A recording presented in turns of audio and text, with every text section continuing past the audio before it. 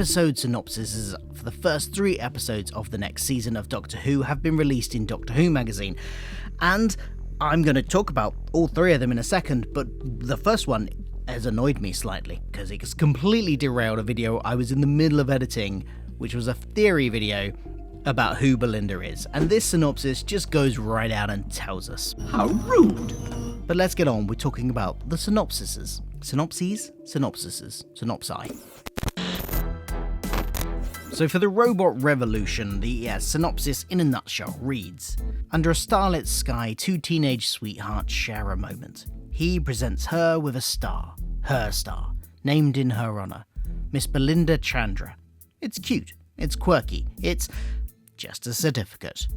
But then robots rock up at Belinda's. They're from Miss Belinda Chandra 1, and they want their queen back. Can the Doctor rescue Her Majesty Queen Belinda and squash the robot revolution? So this kind of actually does kind of merge 2 of the theories that I had in my video that I was in the middle of editing.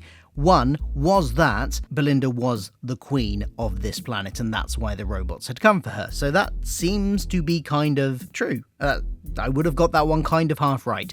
I mean, I say half because I was theorizing that she had fled there as a baby. Her parents had fled there as a baby and brought her up on Earth, so she didn't know she was an alien, but she was effectively from that planet. But that does not seem to be the actual case here. In the article talking about this episode, we find out that the planet is kind of run by this thing called the AI generator, which is this obviously AI overlord, and it wants to seemingly marry Belinda, I guess as a kind of political marriage. Now, I guess we can guess a few things. Was the boyfriend that she had as a teenager, was he actually an alien from this planet, and that's why he was able to name her this? Or did he do one of these online, it says a certificate, so maybe he did one of these, he was a normal human, he filled out one of these online forms to get these certificates you can buy saying you own a star or own a bit of the moon, that are meaningless really, but are meant as these cute little romantic gesture type things. And somehow, whatever organization he went through made that legally binding on that planet. In which case we've kind of got a mistaken identity situation here. Or not mistaken identity, but she's only the queen out of happenstance because she happens to have this name and he put it into a computer somewhere. So she is Queen Belinda. Now that doesn't necessarily mean there's not more mystery to her. There's obviously still the mystery of why she shares a face with Mundy Flynn, who the Doctor met in Boom. And that is obviously going to be mentioned, at least in the show, because we've seen the Doctor bring up Mundy's face on the TARDIS screen. So there's still a bit of mystery there. Maybe some of the stuff from my theory video might still come into play. I don't know. We'll have to see. Then we've got Lux. The in a nutshell for this says Miami, 1952. Investigating the disappearance of 15 people from the Palazzo Picture Palace, the Doctor and Belinda encounter a sinister new enemy who isn't as two-dimensional as he first appears. In the bigger article for this, Russell T Davies has said that he's had this idea in his head for about 20 years, and this is just the first time he's had the budget to properly realise it. In the article, it mentions that Mr Ring-E-Dink is tired of the endlessly repeating same celluloid adventures in Sunnytown with his best friend Sunshine Sally, and has his eye on an altogether darker purpose beyond the confines of the silver screen. There's not much more in terms of the plot revealed here, other than there's a little bit of a quote from the episode where the Doctor asks why a cinema is chained up with strong, thick chains, like they're locking up a wild beast.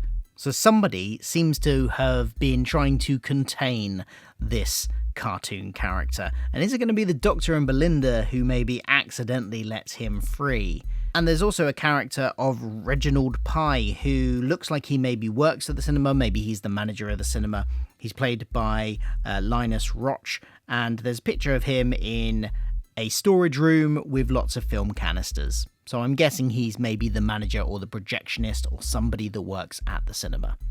And then finally, we have The Well, which up until now has been the episode we've probably known least about. What it says about The Well in the nutshell bit is, stranded on the inhospitable planet 6767, the Doctor and Belinda team up with a platoon of troopers who have been sent to investigate Colony Base 15, a mining operation that they'd lost contact with. Arriving at the installation, they soon discover something is very wrong indeed, and that something soon reveals itself to be at the heart of the Doctor's worst nightmares.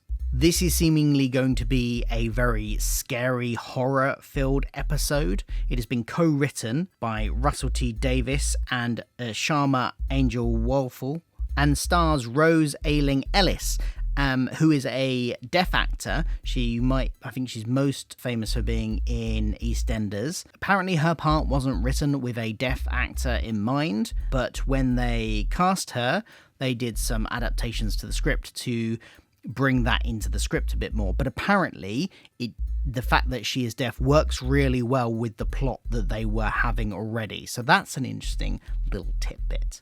But there's going to be some kind of translation, sign language holograms, I believe, from the synopsis here. And what would be really interesting here is, I guess, if we see from her point of view at some points, where that could really add to the horror vibe, where it mentions in the article that some of the people that the Doctor and Belinda are with, the kind of team that has been sent down to the well, that they don't always make the effort to make their communication understandable to her character.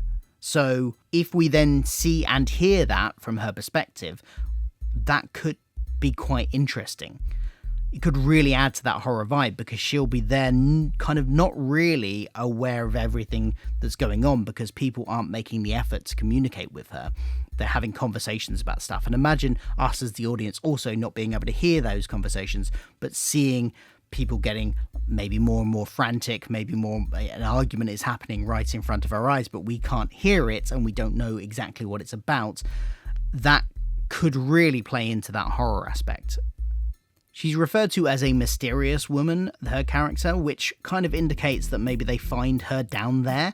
Maybe everyone else is dead and she is the only survivor in that environment. Also mentions that her character is a mother away from her 2-year-old child. So there's a interesting element there as well. She obviously wants to get back to her child, wherever her child is, possibly on a different planet.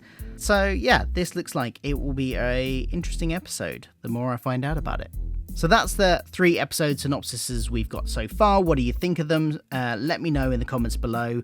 Have you got any theories about more stuff that might be going on in these episodes? Let me know all your thoughts in the comments below. And also tell me which of these 3 you are most excited about.